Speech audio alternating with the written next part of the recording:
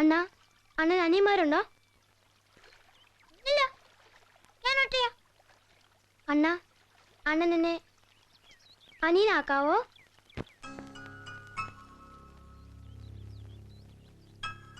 ആക്കാവോ അണ്ണ? അതെന്തിനാടാ? എനിക്ക് ഒരു ചേട്ടന് വേണം. ഞാൻ പറയുന്നതെല്ലാം തരുന്ന ചേട്ടൻ.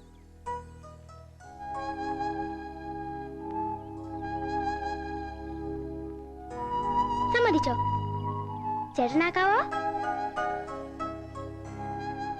ശരിക്കും ചേട്ടനാക്കാവോ?